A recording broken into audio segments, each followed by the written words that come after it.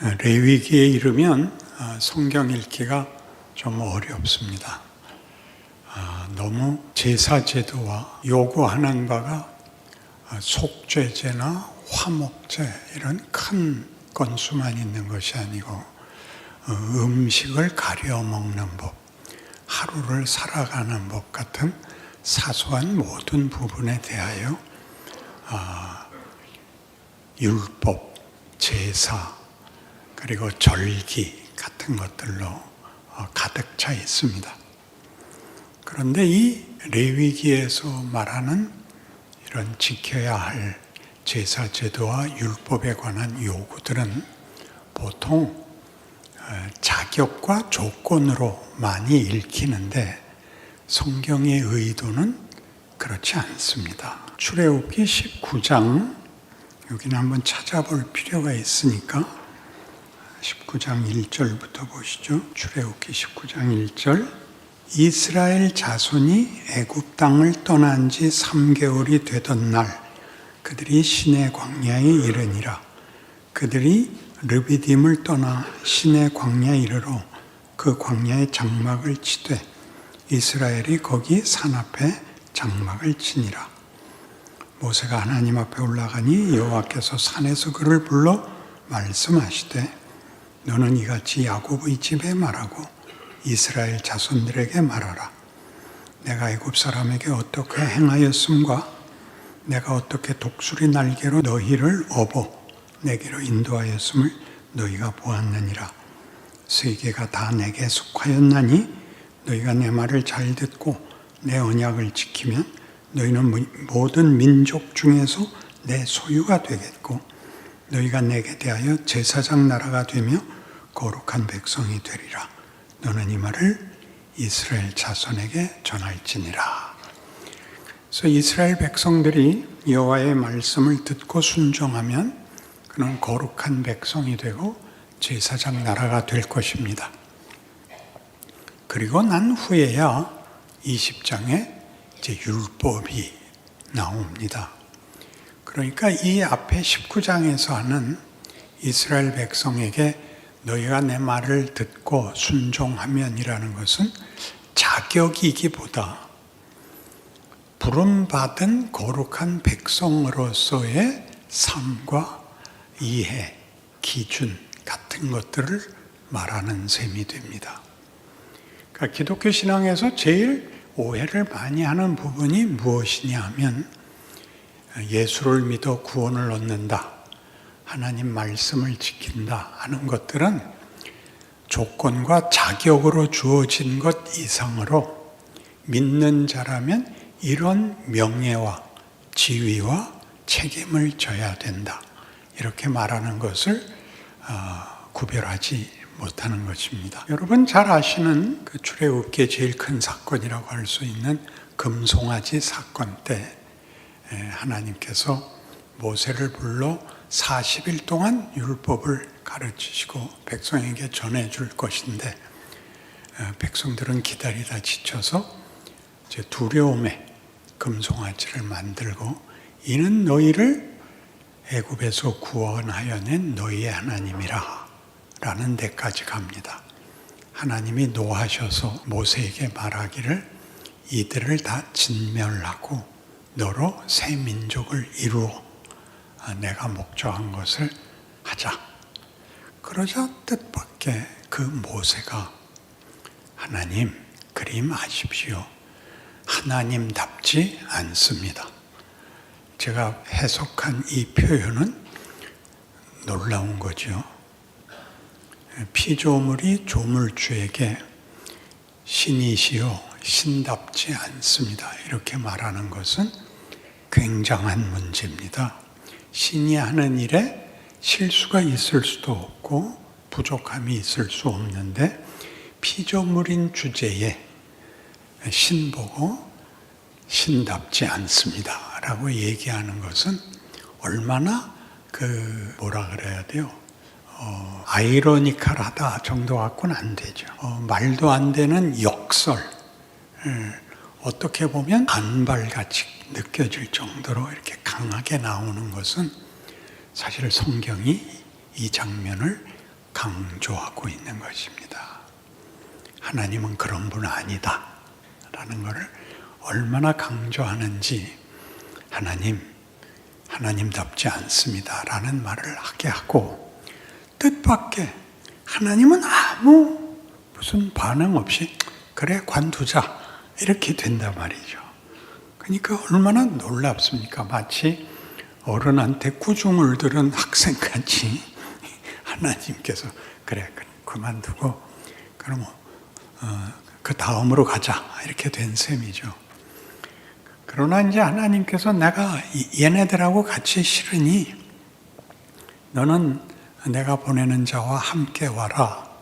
그러니까 모세가 말하기를 하나님이 직접 함께 가셔야지 무슨 다른 인도자를 주는 정도 갖고는 안 됩니다 라고 말하는 것은 모세의 지도력의 부족, 하나님의 지도력의 완전함에 대한 요구가 아니라 34장에도 나오듯이 하나님이 함께 하는 것이 우리 민족의 정체성이었지, 하나님의 교훈을 따르는 것 정도로 우리 민족은 그 정체성을 만족할 수 없습니다. 하나님이 친히 가시지 않을 거면 저도 안 가겠습니다. 이렇게 됩니다. 그래서 이 대목이 우리를 놀라게 하죠. 하나님의 임재가 있는 것, 함께 하는 것이 모든 율법과 제사와 모든 절기의 요구에 담아있는 본문이라는 겁니다. 그러니 보통 우리가 아는 종교에서는 신이 초월적인 힘을 갖고 있고 우리가 그에게 잘하면, 정성을 바치면 보상을 해주는 게 아니라 신이 우리와 자신을 묻겠다고 하는 것이 기독교다, 이렇게 말하고 있는 셈입니다. 그래서 요한복음 17장에 나오는 예수님의 기도를 들어보면 예수님이 아주 놀라운 기도를 하게 되는데, 그게 무엇이냐 하면 아버지가 내 안에, 내가 아버지 안에 있는 것 같이 저들도 다 하나가 되어 우리 안에 있게 하사 저들로 아버지께서 나를 보내신 것을 믿게 하옵소서. 그래요. 그러니까 무슨 하늘에서 야 너희들 그래서 되겠냐? 야 다 와서 회개해라. 이런 우리의 생각에는 어떤 초월적인 모습과 방법으로 하나님의 목적을, 요구를 우리에게 내리고 우리는 벌벌 떨면서 천둥 소리와 불 가운데서 순종을 약속하는 게 아니라 아버지와 아들의 하나됨 속에 우리를 부르고 있다는 것이 예수가 오신 목적이라는 거죠. 그러니까 우리가 기독교를 이해하는데 가장 기본적이면서도 가장 크게 오해하는 것이 우리에게 베푸신 구원은 하나님이 얼마나 많은 정성을 들여서 한 것인가 기억해라. 이렇게 되죠. 그 아들을 보내셨고 그 아들을 십자가에 못 박아 피 흘려 죽게 해서 우리를 구원했다. 해서 구원을 이루신 신의 진실성과 진정성과 그 절절함에 대해서 감동을 하고 있지, 이 기독교가 말하는 구원은 목적과 내용이 우리의 기대와 다르다라는 것은 보통 생각을 안 합니다.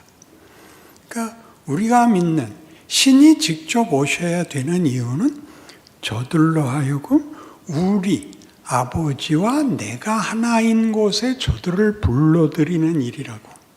그러니까 지위와 신분과 그 명예와 책임에서 존재가 다른 것입니다. 기독교 신앙이란.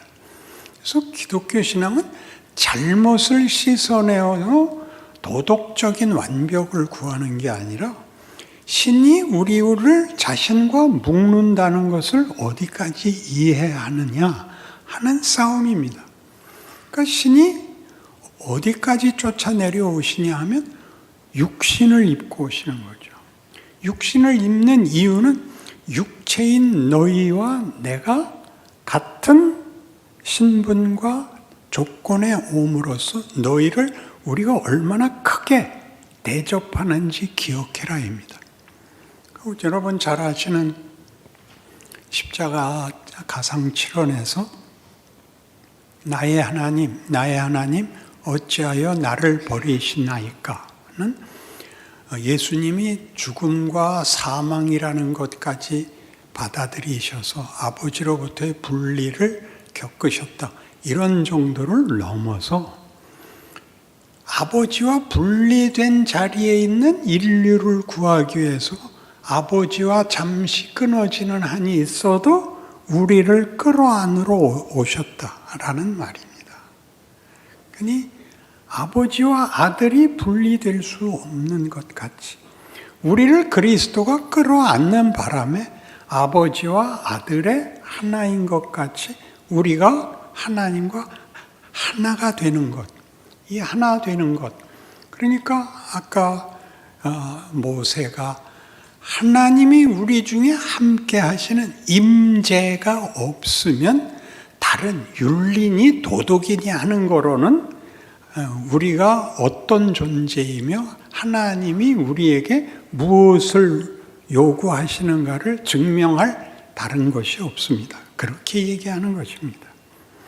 윤리와 도덕이 필요 없다가 아니라 우리 존재의 본문은, 우리라는 존재의 근거는, 그 내용의 핵심은 아버지와 아들의 하나됨 같이 우리가 아버지와 하나가 되는 것입니다. 자, 이 하나가 된다는 말은 만만치 않아서 여러분 그렇게 쉽게 이해할 수가 없지요. 우리가 모든 누구와의 관계를 가지면 여러분 그 관계는 이해관계거나 상하관계거나 어떤 규칙과 어떤 목적을 위하여 관계를 맺지만 하나님은 본질적 정체에서 하나가 되자고 합니다. 본질적 정체에서 신분과 지위에서 그 관계가 하나가 되자. 우리가 이해할 수 있는 건 딱 이거 하나입니다. 부모와 자식의 하나됨입니다. 그건 여러분들도 아실 겁니다. 자식은 부모 말을 안 들어도 그 자식이 아닐 수가 없습니다. 말 안 듣는 자식은 돼도 말 잘 듣는 누구 정도는 아닙니다. 신분이, 정체와 운명이 하나님이 그 아들을 보내심으로, 그 아들을 우리 가운데 보내심으로, 우리를 감싸 안게 하심으로 하나님은 성부와 성자와 성령의 하나됨 속에 우리를 불러들여 성삼위 하나님께서 인류 모두를 지을 때 하신 목적대로 우리의 형상을 따라 우리의 모양대로 사람을 만들자의 목적한 바를 이루신 것입니다. 그러니 예수를 믿는다고 할 때는 지옥 갈 뻔했는데 예수로 구원을 받아 천국을 가게 됐다.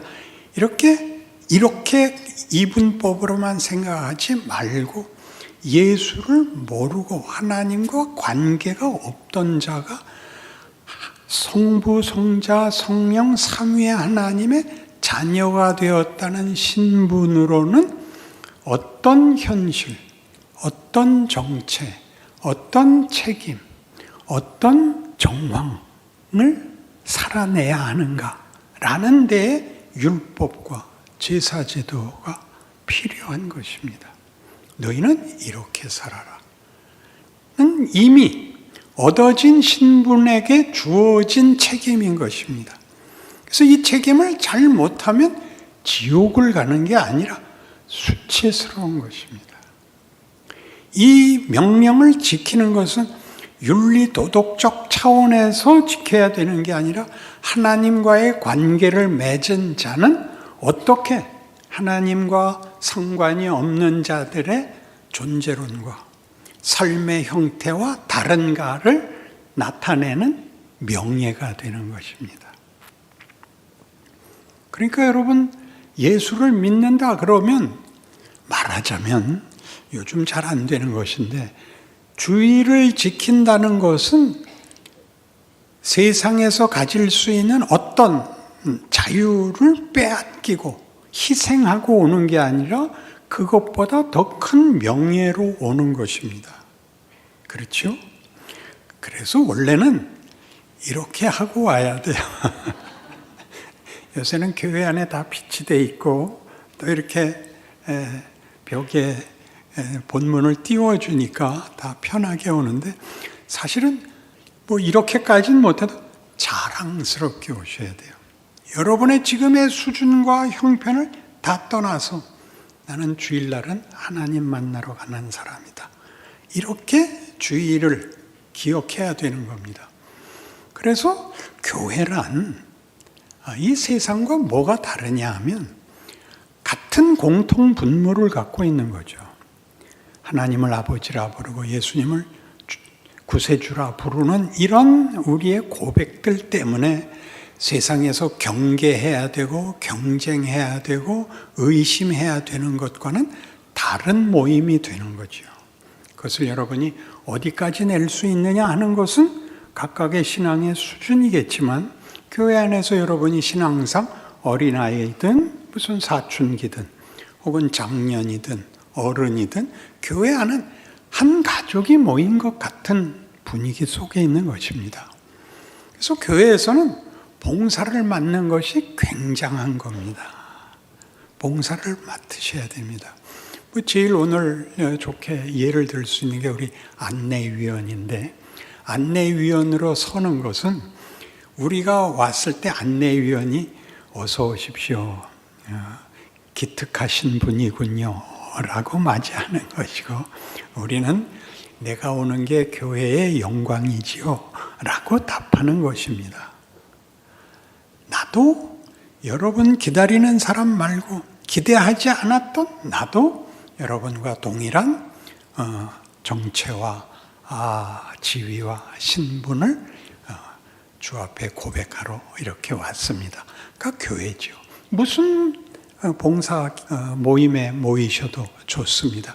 이런 데까지 오시는 것이 여러분 명예의 차원이 높아지는 것입니다.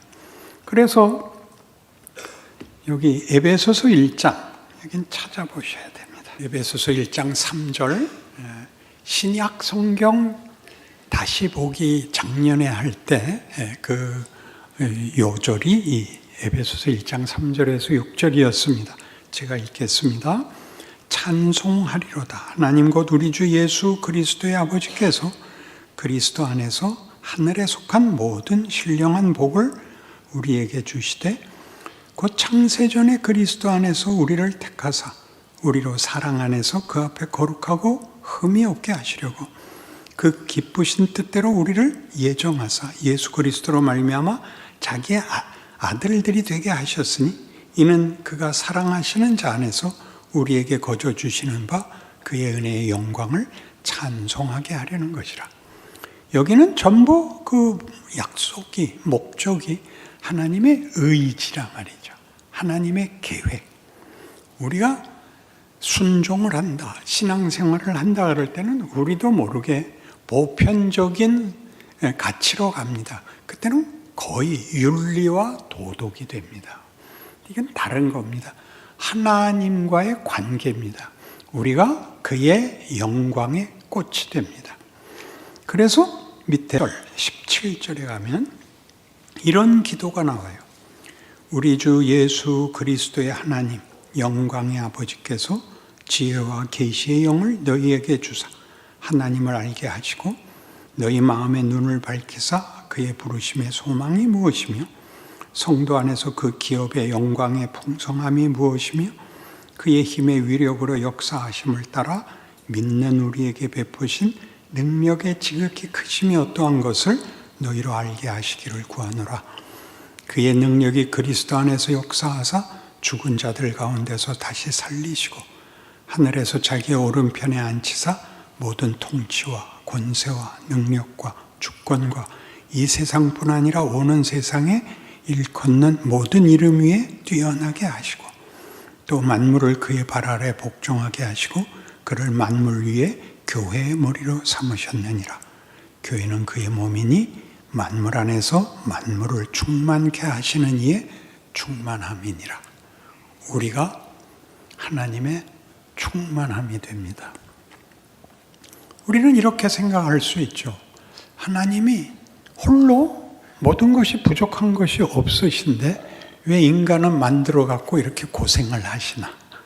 사랑은 그런 겁니다. 사랑은 발산되고 확산되고 그 제한이 없이 넘어나가는 겁니다. 그래서 기독교에만 충만, 풍요라는 단어들이 등장을 하는 것입니다. 사랑은 얼마든지 더인 겁니다. 얼마든지 더 할 수 있습니다.